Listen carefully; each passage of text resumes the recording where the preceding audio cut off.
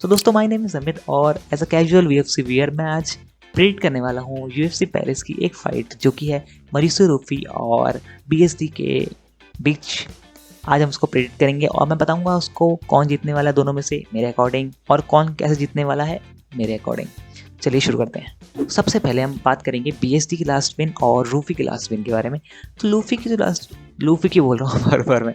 रूफी की जो last win थी वो थी फर्स्ट राउंड केओ win of the like spinning leg kick बोल लो, और जो बॉबी इनके टेम्पल के आसपास लगी। ओ भाई क्या इंप्रेसिव नॉकआउट था, मजा आ गया देख के। One of the best knockouts of the year and काफी इंप्रेसिव था वो।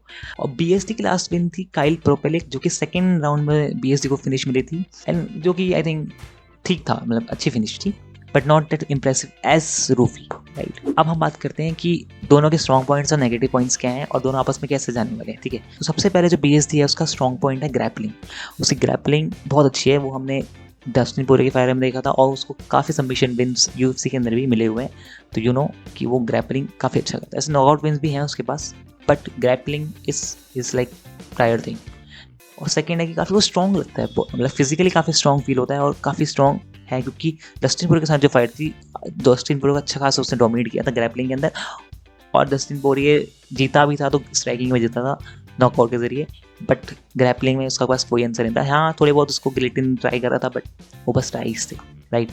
होल्ड एंड कुछ भी उसमें डोमिनेंस नहीं थी। स्ट्रॉन्ग के साथ साथ जो बेस का पॉइंट है वो तो प्रेशर जो वो क्रिएट करता है, लाइक जो केज में होते हुए लाइक कॉन्स्टेंट आगे बढ़ने की कोशिश करता है, रिंग में बैक डाउन नहीं होता, आगे जाता है। वो जो प्रेशर है वो भी काफ़ी आई थिंक उसका प्लस पॉइंट में आता है बीएसडी के। अब सेकेंडली बात करते हैं लूफी के पास क्या एडवांटेज है। रूफी के पास क्या एडवांटेज है, इस पहले उसकी स्ट्राइकिंग, भाई क्या मक्खन स्मूथ प्यारी स्ट्राइकिंग है उसके पास यार।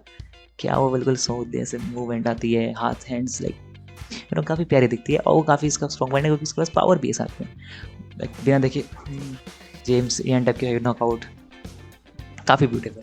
और एक और एडवांटेज जो लूफी के पास है, he is a fighting nerd.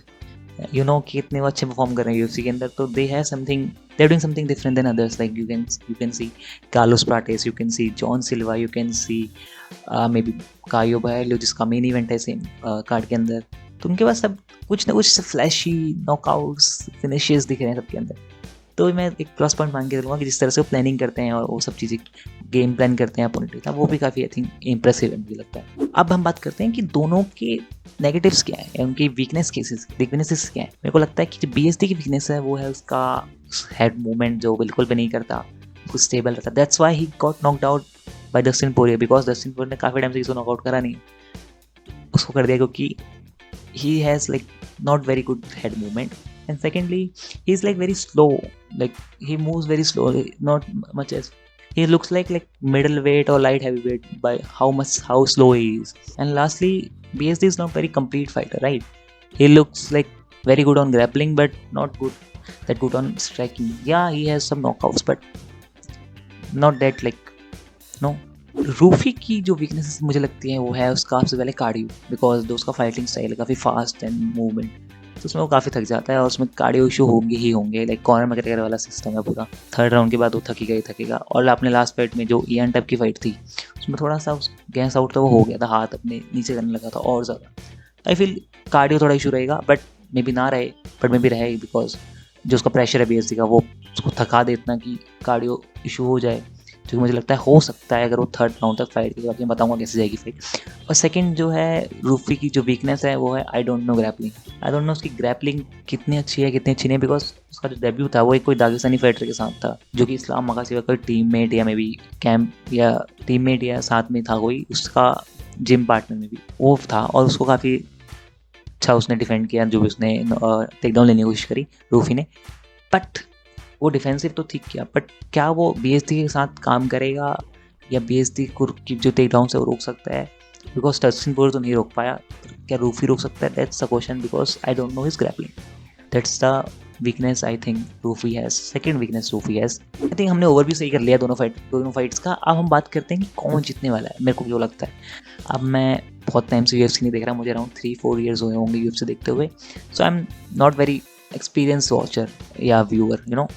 तो मुझे ऐसा लगता है कि रूफी जीतेगा डेफिनेटली, एंड कैसे जीतेगा ये मुझे लगता है नॉकआउट डेफिनेटली। बट कौन से राउंड में आप ये पूछोगे, I would say first round में, because The weaknesses BSD has, Rufi has the very good advantages over them.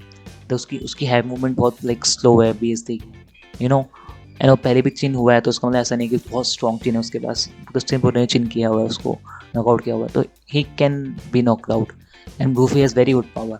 So I think Rufi will find his shot, वो शॉट ढूंढ ही लेगा, तुम जितना मर्जी कुछ कह लो, फर्स्ट राउंड में शॉट अपना ढूंढ लेगा. और अगर इन केस फर्स्ट राउंड में नहीं ढूंढ पाया, जो मुझे लगता है ढूंढ लेगा, तो I think second round will be the second guess of mind. But मुझे लगता है रूफी जीत जाएगा, बिकॉज फाइटिंग नर्स, यंगर, अच्छा ट्रैक रिकॉर्ड चल रहा है, एक्सपीरियंस अच्छा है, नॉट मोमेंट है बहुत सही चल रहा है, तो I feel Rufi is gonna be the winner of this fight.